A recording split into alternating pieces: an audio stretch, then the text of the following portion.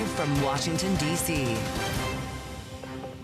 There's a lot of energy out there of ships all over the world that are loaded up with it. They can't do much with it because they got kidnapped by a pretty evil place, but we're taking care of it. Tonight, ceasefire tested. The U.S. and Iran exchanged fire in the Strait of Hormuz, sinking boats, launching drones, and trading conflicting claims of strikes on ships. President Trump warning Iran of overwhelming retaliation if U.S. vessels are targeted, as U.S. forces move ahead with a new effort to escort ships through the strait. The escalation putting a fragile 4-week truce in doubt. And energy is in the crosshairs as Iran hits critical infrastructure in the United Arab Emirates amid the surge in strikes on Monday. Crude continuing its climb as ship owners tell Bloomberg they're skeptical that the president's plan will meaningfully reopen the Strait of Hormuz. Plus, Milken underway. The annual global conference is wrapping up its first full day in Beverly Hills, with CEOs, investors, and policymakers taking stock of a shifting global economy. Joe Matthew is bringing us conversations live on the ground this hour. From Bloomberg's Washington, D.C. studios to our TV and radio audiences worldwide, welcome to Balance of Power. Alongside Joe Matthew at the Milken Global Conference in Beverly Hills, California. I'm Kaylee Lyons in Washington. And, of course, Joe, out in L.A., we're seeing policy, geopolitics, and business all converging at the conference. Yeah. Been quite the collision here at Milken, Kaylee, which is typically, of course, a conversation about finance, about the global economy and the challenges that face both. It's an opportunity for a lot of deal making to be made. But what's different this year is the presence of politics in a way that hasn't really been seen before, knowing, of course, Kaylee, that geopolitics is the backdrop right now, of course, with the war with Iran and the impact that it's had on energy prices. I'm driving around here, Kaylee. I've seen it firsthand, $6, $7 a gallon, which is just feels different when it's right in front of you here, physically speaking. So it's a who's who of finance, but with Congress on recess, I guess a lot of Codels went to L.A., Kaylee, because I'm seeing a lot of the same faces that you and I talk to every day. Yeah, and of course, you'll have more lawmakers joining you there this hour. But, Joe, as you talk about the impact of gasoline prices, all of that stemming from the conflict in the Middle East, that's where we want to begin tonight with the latest in regard to the U.S. and Iran, as the president wrapped up remarks from the White House just a short time ago, commenting on everything from that war with Iran to his upcoming meeting with Chinese President Xi Jinping and more, as he held an event focused specifically on small business. For more, we go now to Bloomberg's Courtney Subramanian, who joins us live from the White House North Lawn. So, Courtney, let's begin with what the president actually announced over the weekend. Project Freedom, trying to have the U.S. military guarantee free transit through the Strait of Hormuz for commercial vessels. What do we know about this plan, and to what extent it may, if not put the ceasefire in jeopardy, lead to its end outright? Yeah, the president did announce this operation, which we do not know a ton of details about. But it does seem to be some sort of way to try and show some meaningful progress as both the U.S. and Iran remain in this stalemate. And at the center of this stalemate is, of course, the dispute over the double blockade of the Strait of Hormuz. The U.S. has offered few details. We are expected to hear from the defense secretary tomorrow in a press conference that the president announced earlier today.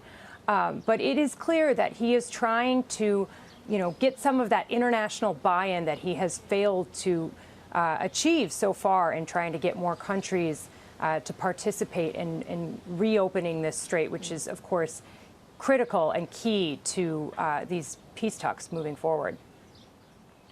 And we'll continue to watch this story closely. Courtney, I also want to ask you about some separate news broken by the New York Times today. They reported that the White House is considering vetting AI models before they're released. What can you tell us about that? What I can tell you is I know the White House has been considering an executive order with an eye towards some sort of oversight over the emerging AI technology.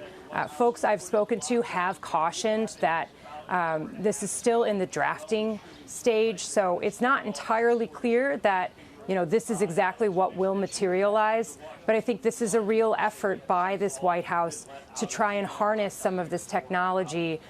This, of course, comes after Anthropic announced that its Mythos technology could pose a global cybersecurity risk. So, you know, the White House is certainly working with AI executives to try and move forward with some sort of oversight or regulation over what could come down the pike. All right, Bloomberg's Courtney Subramanian reporting live from the White House North Lawn. Thank you so much. And now let's check back in with Joe at the Milken Global Conference. All right, Kaylee, thank you. With a special guest, the chairman is with us here at Milken. That would be the chairman of the CFTC, Michael Selig. It's great to have you with us here on Bloomberg TV and radio, and I hope that your Milken is going well. I'd like to ask you what your message is before you leave us, but we've got a lot of questions for you, sir, and I'll dive right in with the issue of the day, which appears to be the prediction markets, and something that I know that you've been spending a lot of time talking about. We had news from Kalshi today, changing its structure to keep kids off of the platform, which I believe was already supposed to be the case. But are we in a world in which these platforms are going to be effective at policing themselves? Well, each exchange is a self-regulatory organization under our framework at the CFTC. That means that the exchanges can set their own rule books and impose certain requirements on users. And unlike the SEC's regime, we don't have suitability requirements for trading in our markets. But of course, the exchanges as SROs are able to impose those requirements. And I applaud Kalshi for taking responsibility on to evaluate the suitability of certain traders to make sure that to the extent there are traders between the ages of 18 and 21, those persons are really suitable and have the resources and knowledge and wherewithal to trade in our markets. So this is the kind of action that you want to see. You've got a proposed rule out there, I realize, that comes to prediction markets. While that plays out, is it possible for your agency to effectively police these platforms, or is it up to them to do it for themselves? Well, we have a ton of authority here, and we do police these platforms very effectively. We're, of course, surveilling the markets. We've got a number of rules and regulations that the exchanges do implement, but we're overseeing that. We examine the exchanges. We examine, of course, and oversee a wide range of market participants, from brokers to trading advisors to other intermediaries like swap dealers. So, of course, we're overseeing and implementing rules and regulations, and we've put out a comment for a request for comment for market participants to come in and engage with us and let us know what these markets should look like. Of course, to the extent that there are 18 through 21 on this particular issue in our markets, we allow for that under our regulations, but exchanges and other participants can choose to allow for certain participants to offer to be able to access our markets or not. And you're enforcing insider trading rules on these platforms. We saw one case of a service member, in fact, who was on Polymarket betting about the outcome of the raid in Venezuela, one that he apparently was part of. That was a suit that was brought in part by your agency. Will there be more of these where that came from? Absolutely. I've said it before, but we have a zero tolerance policy when it comes to insider trading, fraud, and manipulation in our markets. And we are absolutely a cop on the beat. We are continuing to surveil and bring actions. And these investigations take time, but I assure you there are many more. And to the extent anyone's thinking about engaging in insider trading in our markets, they should think twice. States want to be a cop on the beat as well, and you've been trying to tamp that down. Will this all be decided in court as to who the real policeman is? Well, our statute's very clear. The CFTC is the exclusive regulator when it comes to derivatives markets. The Third Circuit recently affirmed this view that to the extent you have derivatives traded, whether it's on grains or sports or politics, that's within the CFTC's remit, and we absolutely oversee these markets, so we'll continue to fight that in court. But in the meantime, we're regulating the space, and we'll continue to do so. Well, derivatives are derivatives, and you've got the rules to take action in the energy market, for instance, the oil market. Are you seeing insider trading around global events? Well, I can't speak to any investigation that may or may not be ongoing and whether we're seeing certain types of manipulative activity in the markets, but I can assure you we are overseeing and surveilling those markets. Let's talk about clarity for a moment, and I'm sure you're getting a lot of questions about that here. Is there enough consensus around stablecoin yields to get this over the finish line? I believe we're really at the cusp, and I know it's really deja vu all over again. People keep saying that the bill is almost there and it's almost there, but we're really at the finish line here. We have a great compromise in the text in the Senate Banking Committee, and we're very hopeful that we'll see a markup in the committee this coming month and hopefully get this on the floor in the Senate and then over in the House in the next couple months. And hopefully, when we ring in Independence Day for the nation's 250th, we'll also be sending a bill to the president's desk for crypto. I didn't think you'd answer that question. You actually have a timeline. You think this is done by July 4th? I hope so. Okay. I don't have, that. Don't quote me on it, but I do think we can hopefully get this across the line. We've got a lot of great stakeholders, and this is a priority of the president. So we're all hands on deck. And SEC Chairman Paul Atkins and I are both ready to implement the rules under the statute when it's signed into law. I spoke with Senator Angela Alsobrooks, a big crypto proponent among Democrats, certainly, but she talked about the need to create wealth, or at least access to wealth, among lower income people when it comes to the crypto markets. Is that something you're concerned with? I do believe that crypto is really a democratizing technology. Blockchain networks allow anyone to participate. And of course, there's certain types of activities like trading derivatives that are subject to heightened regulation, and not everyone's able to access those markets. Certain things over the counter can only be traded by sophisticated individuals. But this is a way, I think, to fight both debanking and also some of the exclusion that's happened in our market where certain individuals aren't able to access the financial market. So I applaud the bipartisan push to get some crypto legislation in place. Have you seen any credible effort to stanch the use of crypto by the likes of Iran or Russia to do harm? Well, we did see just the other day that Tether, which is a private company that oversees the Tether stablecoin, froze a number of Tether tokens on, I believe, the Tron network, and that was because those funds were controlled by Iran. So, of course, we're working together with law enforcement and with other agencies within the administration to make sure that we're policing this sort of activity. He runs the CFTC, Mr. Chairman. It's great to have you on Bloomberg. Glad to be here. Selig, thank you so much. You. I'm Joe Matthew in Los Angeles. We'll send it back to Kaylee in Washington. And from L.A. to Washington to Wall Street, Joe, a rally in oil drove both stocks and bonds lower today on concerns that escalation in hostilities over the Strait of Hormuz will keep energy costs elevated, fueling global inflation risks. That driving the 30-year yield back above 5% today, the highest since July. For all of the details, we turn now to Power Moves with Bloomberg's Nora Melinda, who joins live from World Headquarters in New York. Nora? Well, all that uncertainty that we are talking about there in the Middle East really pressuring the U.S. stock market. We saw both stocks and bonds being pressured in today's session. We saw the S&P 500 lower by about 0.4%, the tech-heavy NASDAQ lower by 0.2%, and the Dow Jones Industrial Average, that one which we know tends to have a lot of those blue chip companies, lower by more than 1%. Of course, we know that this all follows after Friday, where we did see that session really marking the longest weekly winning streak that we've seen for stocks since 2024. So we did see 6 straight back-to-back weeks of gain. So we are seeing a bit of a breather today with 10 sectors in the red, just 1 in the green when we look at the S&P 500. Materials and industrial stocks really pulling that major index lower. But of course, we do know energy, the one bright spot that we saw in terms of equities in the S&P 500 today. No surprise given the surge that we've really been seeing in oil prices as of late. But moving on to the bond market, as we were talking about this, seeing a slight sell-off there on the day. Treasuries down, yields higher. Taking a look at the 2-year Treasury yield, we're seeing at about 3.9%. And then we are seeing also the 10-year Treasury yield higher by 4.4%. And the 30-year Treasury yield, we've been keeping this one in focus because it did touch 5% for the first time since July. Right now, looking at a quote at about 5.012%. So keeping an eye on all this activity here. We also did get some earnings after the closing bell. That coming from Palantir. We do see it wavering a bit in post-market trading, but taking a look right now at some of that activity, the stock higher by about 0.4%. And this is, of course, after it reported a strong revenue guide, but it did also miss commercial sales. So you did see that pressuring it a bit in the post-market trade. The stock is still down about 18% so far this year, Kaylee. Absolutely incredible. Nora, you mentioned there a moment ago that industrials were leading the losses in the S&P 500 today, and really that was largely driven by transport stocks in particular due to Amazon's move expanding in the logistics business. Walk us through that. Right. So, of course, when we think about this expansion potentially happening over at Amazon, it's definitely going to pressure some of its competitors like UPS, also FedEx, that tends to be in that logistics, parcel services space. And so we did see Morgan Stanley, actually the analyst over there, calling this, quote, a watershed moment, a potential watershed moment, based off of the fact that this, of course, adds a lot of competition for companies like UPS or FedEx, not only pressuring them on the e-commerce front, but also some of those more money-making, more profitable sectors that that they rely on, like healthcare. So if Amazon is able to really scale in this fashion, of course, it's going to pressure some of those transportation stocks. We saw shares of FedEx down lower by about 9% today, UPS falling by more than 10%.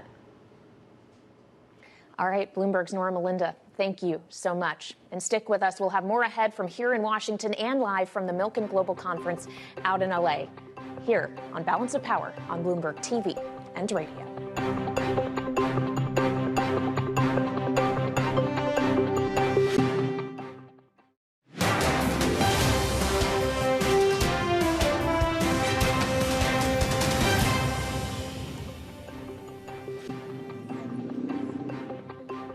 It's Balance of Power on Bloomberg TV and radio alongside Kaylee Lines in Washington. I'm Joe Matthew, live from the Milken Global Conference in Beverly Hills, California.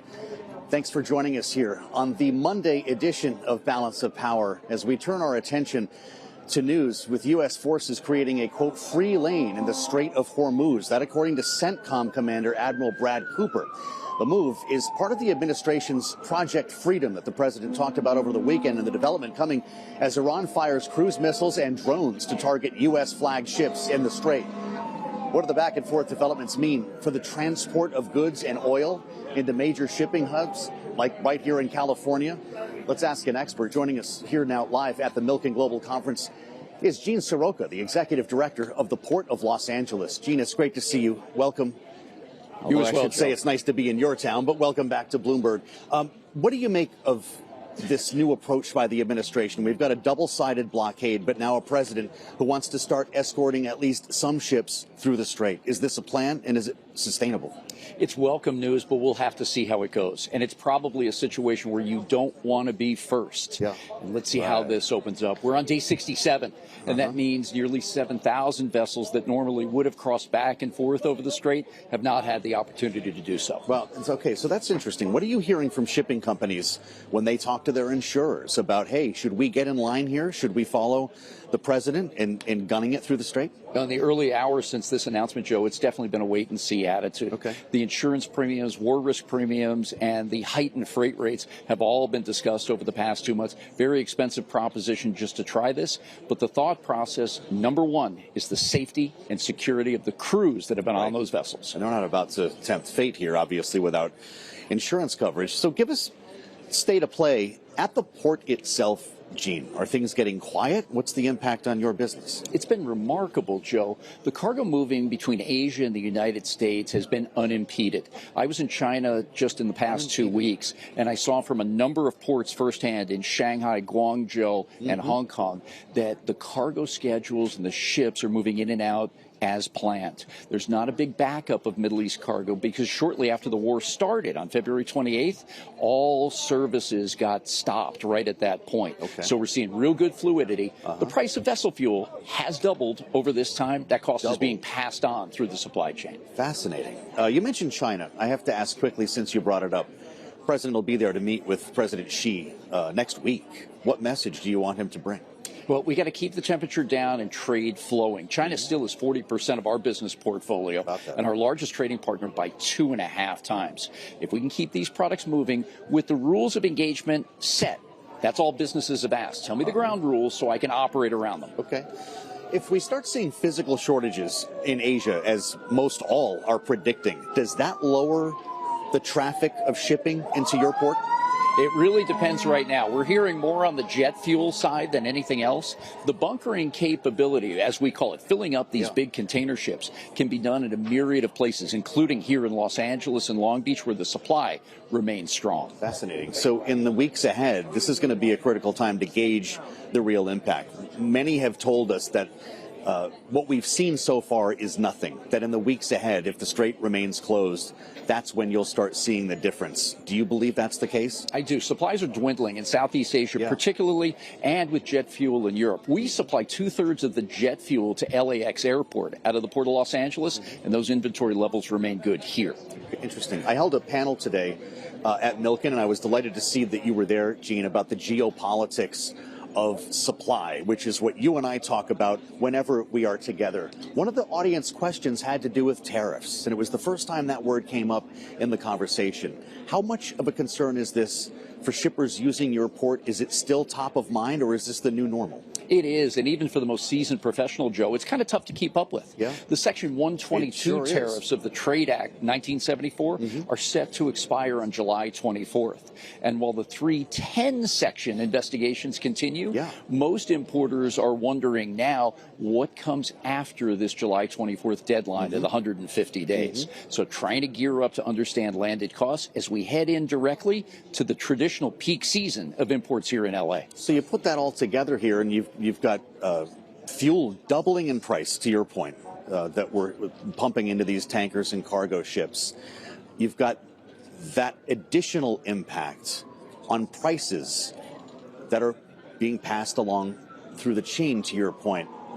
What do you expect the impact on broader inflation will be by the end of the year if this doesn't come to an end? Yeah, well, it's been interesting. Inflation has not run away per se, but it still remains elevated. And even with all of the cost management that private sector companies, ports, and supply chain partners have done, we still can't seem to bring that down. And it's because of the effect of the tariffs and some other inefficiencies that have been borne out.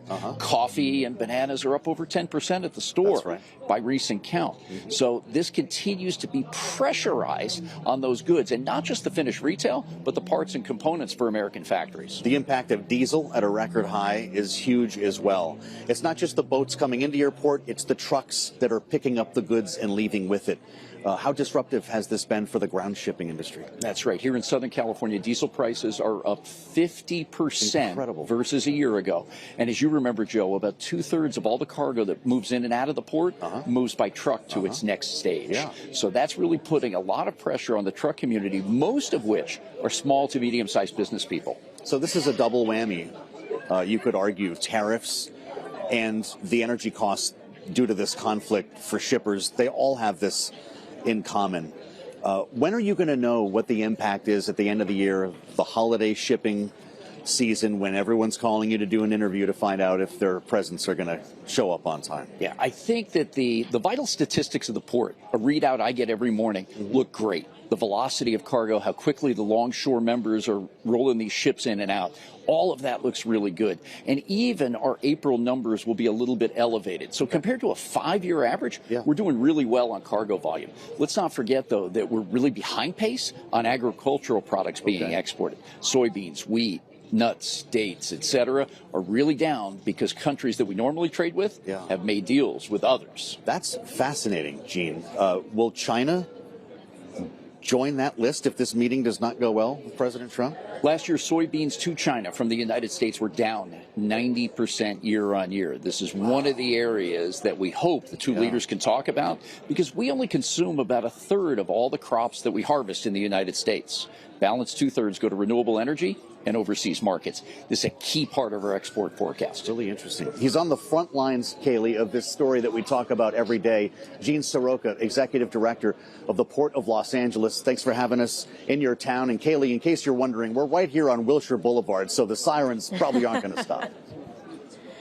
Well, and you're not going to stop either, Joe. You've got more coming up from the Milken Global Conference just ahead. Democratic Congressman Adam Smith of Washington, the ranking member of the House Armed Services Committee, will join Joe live next on Balance of Power on Bloomberg TV and radio.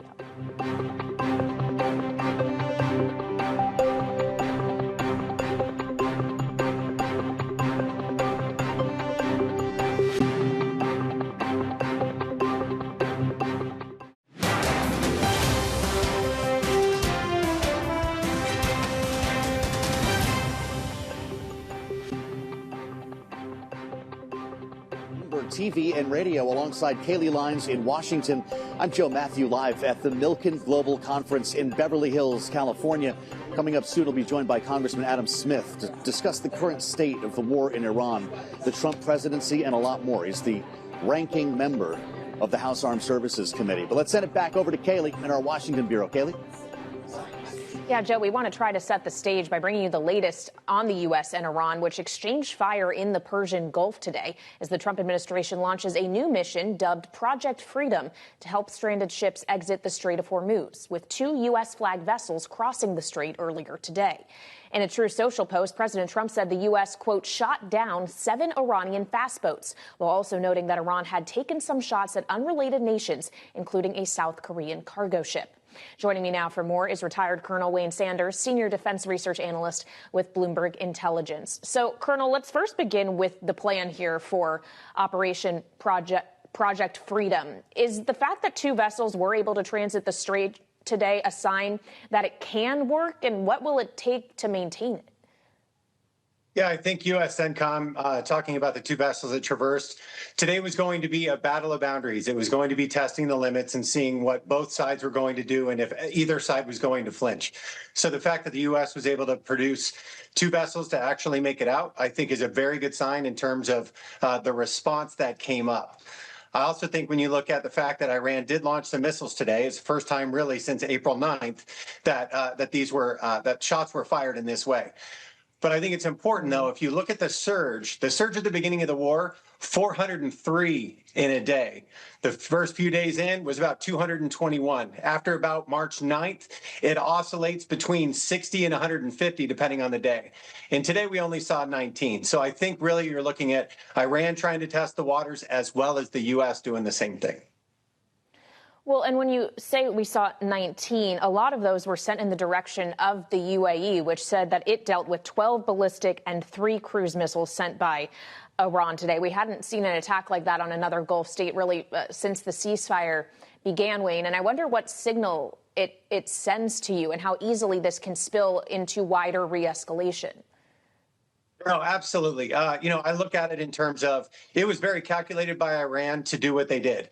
They know that UAE actually has air defense capability to be able to knock these down.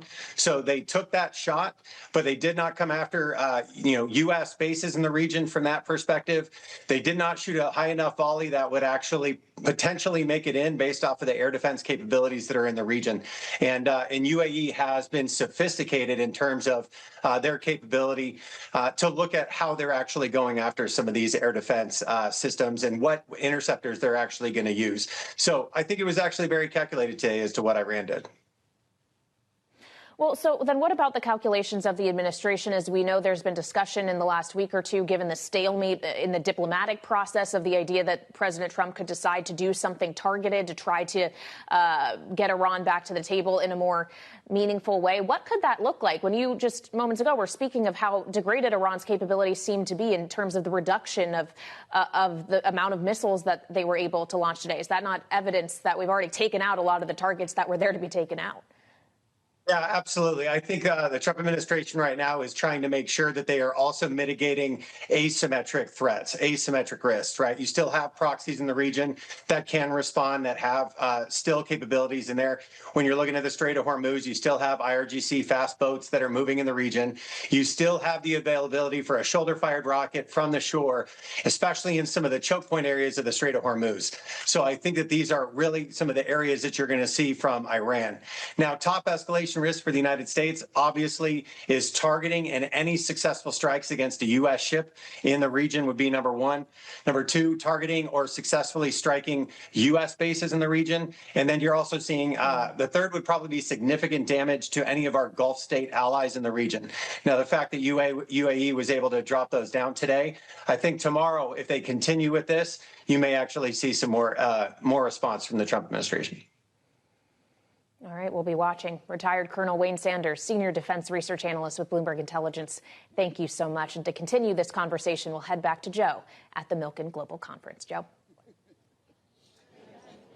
Kaylee, thank you so much. We're going to seize on this story and get some insights from someone who is right in the middle of the debate in Washington and with me here at the Milken Global Conference in Beverly Hills, California. Democratic Congressman Adam Smith of Washington, ranking member of the House Armed Services Committee, the top Democrat on that essential committee when it comes to this conversation. It's great to see you, Congressman Milken, and thank you for joining us. We just heard from the Colonel about Project Freedom.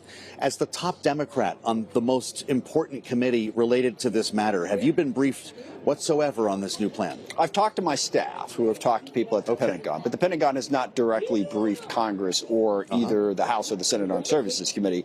So we've got an idea. It's not particularly detailed. It's just basically, as I've joked, it's like in the action movie where they say, okay, go for the House, I'll cover you. Okay. That's basically what we're saying, is we're going to use our air defenses, our ship defenses, and telling the merchant ships to go for it, and we will cover them. How long can the U.S. keep this up, or will we not have to because the insurance companies covering these vessels will not allow them to pass through? I think the latter is more likely, and you saw immediately after we announced this, before any ship had even attempted to take us up on the offer, Iran started shooting at people. They started shooting at our ships. They started shooting at the UAE, shooting at UAE cargo vessels or tankers in the Strait.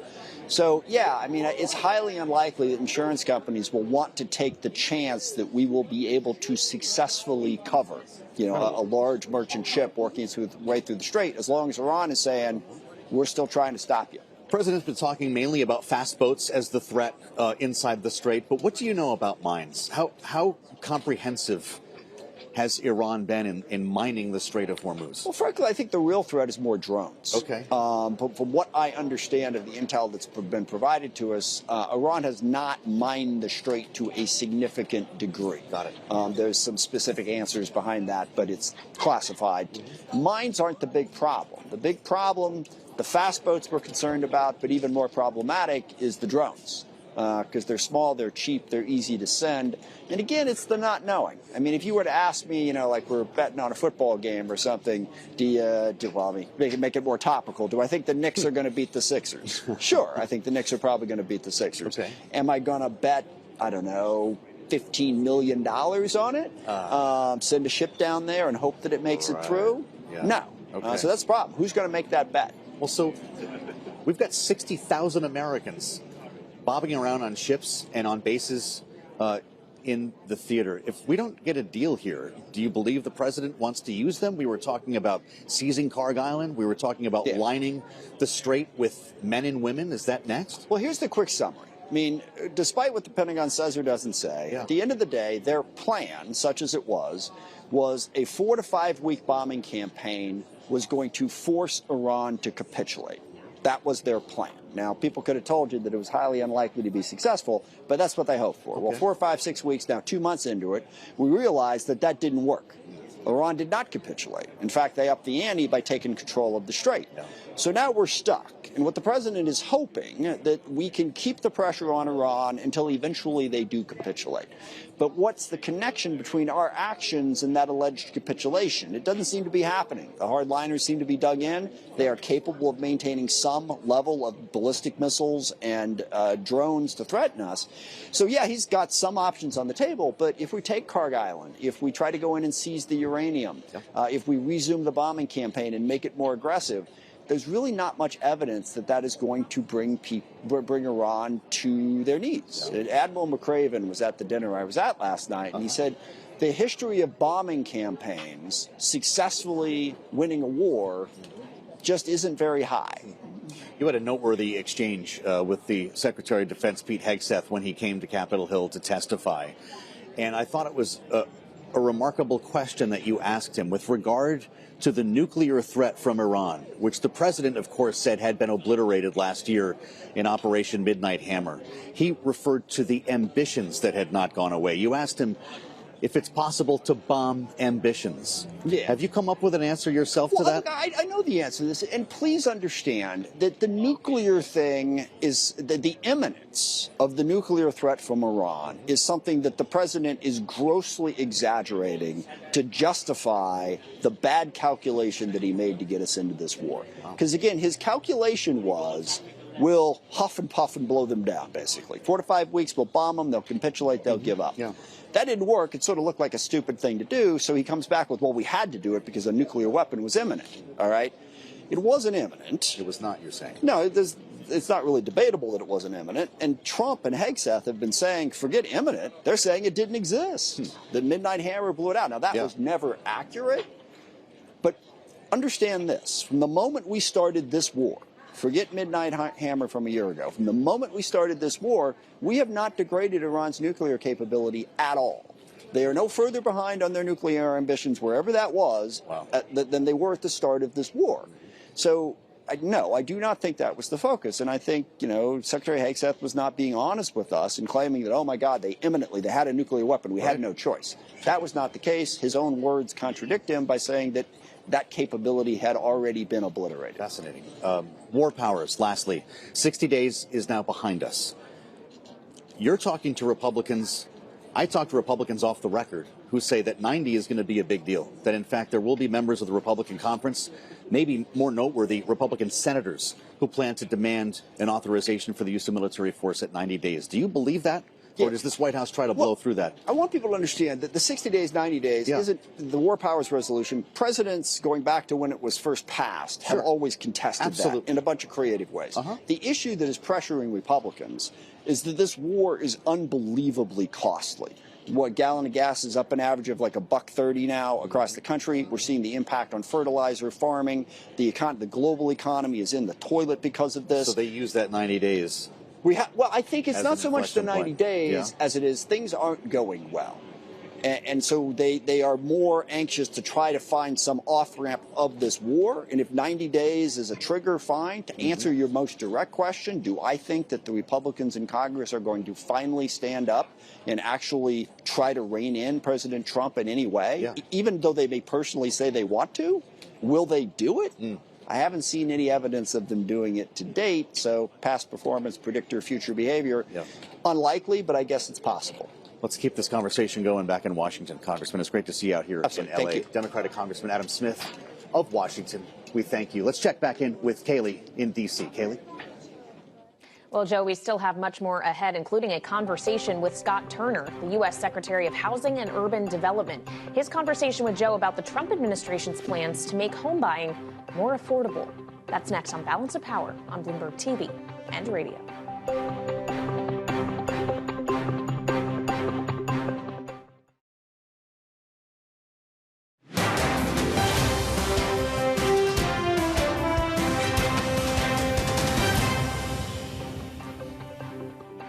This is Balance of Power on Bloomberg TV and radio alongside Kaylee Lines in Washington. I'm Joe Matthew, live at the Milken Global Conference in Beverly Hills, California. Earlier today, 30-year treasuries topped 5% for the first time since July, and that's set to exacerbate an already strained housing market. Sat down earlier today with Scott Turner, who's Secretary of Housing and Urban Development here at Milken, to talk about this and the Trump administration's plans for making home buying more affordable in the U.S. Listen. I think you see, the President Trump is laser focused on housing affordability.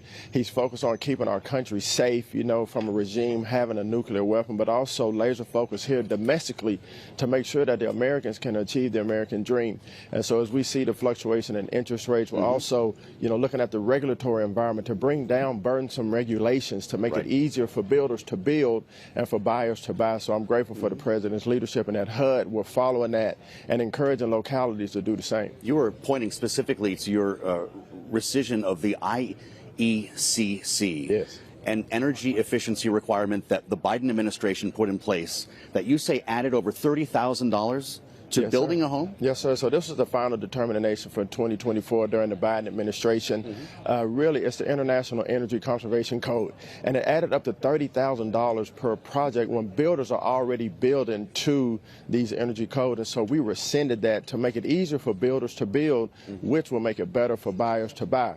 On top of that, $100,000 in regulation and regulatory fees is added to the final price of a single-family home. That's not sustainable in our country. So we've been very focused on bringing down the regulatory environment, making it easier for builders to build, better for buyers to buy, and raising the supply in our country. We're having a big conversation in America right now about affordability. We talk about it on the air all day, whether it's $4 a gallon gas, although where we are, you've probably seen, Mr. Secretary, it's above $6 in California, which is pretty wild. But the cost of everything from food to gas is an issue for Americans. making your mission that much more urgent, but also more difficult, no? Well, you know, like I said before, the president is laser focused on domestic policy. From the time he was campaigning to the time he came into office, he said, we're going to make it more affordable in America. And I know personally, being in the cabinet and knowing the president, working with him, that to be able to help Americans to afford to buy a home, to buy groceries, to buy medications is top of mind for the president. And so you see the actions that have been taken, the rescission of these regulatory environments, the taking down of burdensome regulations to help American people is a great priority for the president and myself. And so while it may seem to be difficult, we've made great strides, but there's still a lot of work to do. We're out of time, Mr. Secretary, but how many houses can you build if you stay with President Trump for the remainder of this term? How many affordable units can you add in this country? Well, we're going to add many, and in particular with opportunity zones, there's already been 400,000, so we want to duplicate that and do even more. That was Scott Turner, the Secretary of Housing and Urban Development, one of many bold faces with us here in L.A., speaking with us at the Milken Global Conference. Let's head back to Washington, D.C. with Kaylee Lyons. Kaylee? Well, Joe, thank you. And interesting for the secretary to tell you that President Trump is focused on domestic politics, as geopolitics certainly are taking up a lot of oxygen and having a domestic political impact. And that's what we want to get into now with our political panel this evening. Bloomberg Politics contributor and Democratic analyst Jeannie Sheehan Zaino is with me, Democracy Visiting Fellow at Harvard Kennedy School's Ash Center, alongside Republican strategist Lester Munson, principal of the international practice at BGR Group. Welcome to you both. Lester, I'd love to begin with you on this new Project Freedom President Trump announced over the weekend, using the U.S. military to try to get vessels through the Strait of Hormuz. What does it signal to you about the president's patience, or perhaps more specifically lack thereof, of the lack of diplomatic progress toward reopening the strait and reaching a deal with Iran? Well, I come at this from the view that both the U.S. and Iran actually want to have the strait opened.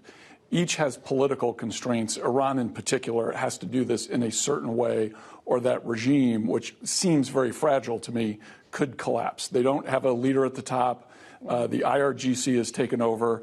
They're not very good at the political game necessarily. So they're going to be very cautious in the way forward on the Strait of Hormuz. And I think we saw kind of the first effort here today with some shots being fired, nothing at the U.S., it would appear.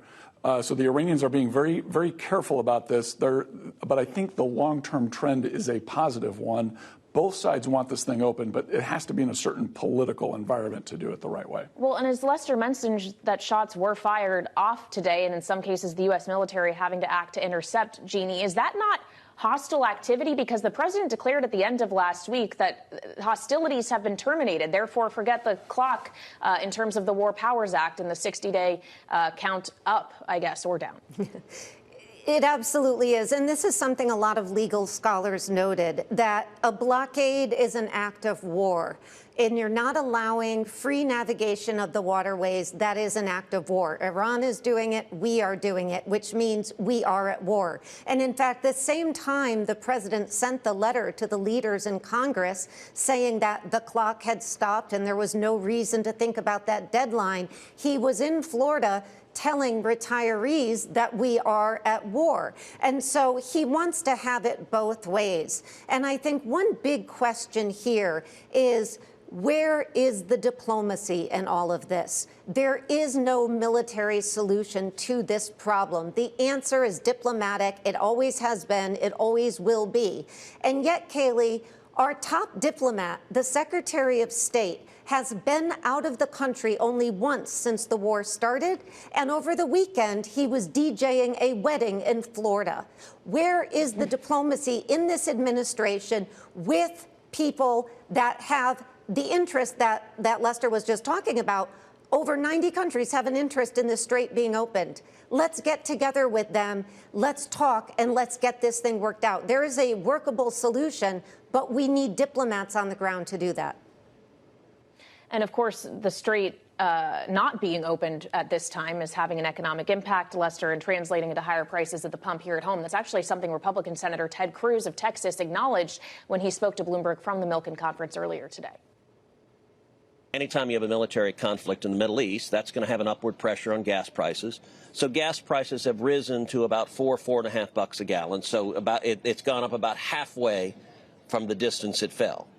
That being said, this conflict will be over. It will be over in a matter of months. And when it is over, if we can have anything like a stable regime in Iran, that will have a long-term major downward pressure on gas prices.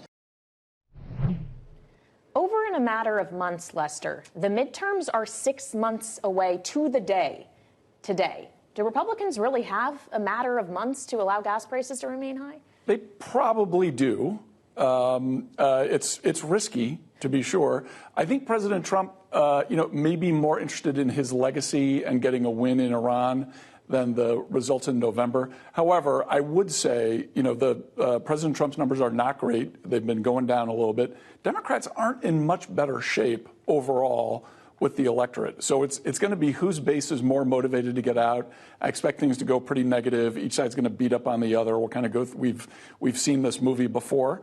A lot of negative campaigning. I have a feeling at the end of the day, it's going to be a lot closer than any of us want to admit right now. And really, the House could go either way, and the Senate could go either way. Well, and in the House, redistricting is going to have a lot to do ultimately with the outcome. Obviously, in the aftermath, Jeannie, of the Voting Rights Act ruling from the Supreme Court last week, which effectively could do away with majority-minority districts in a number of states. President Trump says, forget convenience if you're a state house somewhere, that everybody should try to redistrict to get maximum Republican seats in the midterms. We certainly are seeing an effort toward that in Louisiana. But Democrats are trying to hit back with Hakeem Jeffries, the House Minority Leader, launching a redistricting effort in New York. Jeannie, how is this ultimately all going to net out?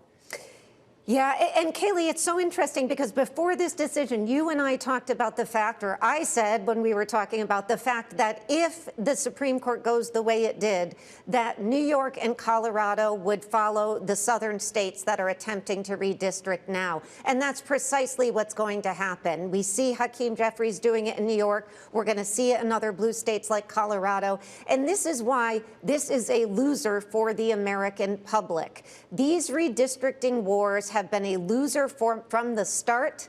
They make districts less competitive. They make our Congress less willing, Congress people elected less willing to work together, less willing to bargain, less willing to compromise. And we are all losers for that. And so I think it is a pox on both of their houses. Donald Trump started this year. He's continuing it. And it is not going to benefit the Republican Party or Donald Trump. And Democrats moving in the same are saying we have no choice, but it is not going to benefit them in the long run either. All right, Jeannie Sheehan Zaino and Lester Munson, political panel this evening. Thank you both so much for joining us. And Joe, as we were just having that discussion with the panel, some fresh headlines crossing the terminal from the foreign minister of Iran that says the U.S. and UAE should be wary of being dragged into a quagmire, that the solution to Hormuz is political, not military. But I would imagine we're going to hear more about the military aspect of this tomorrow when we hear from the defense secretary and chair of the Joint Chiefs of Staff at 8 a.m. Eastern time. Not sure you'll be up for that in L.A. That's pretty early for you, though. You might need to tell me what was said, but we're going to bring you some important voices to that end from here tomorrow, including the former Treasury Secretary Stephen Mnuchin. We'll talk to Amos Hochstein about the energy space. Kayleigh, Congressman Brian Stile, the Republican from Wisconsin, will be with us, and you've got a pretty important interview yourself. Yeah, I'll be speaking with the senator from New York, Kirsten Gillibrand, tomorrow as well. So it'll be a packed show from Milken and from here in Washington. Thanks for being with us on Balance of Power on Bloomberg TV and radio.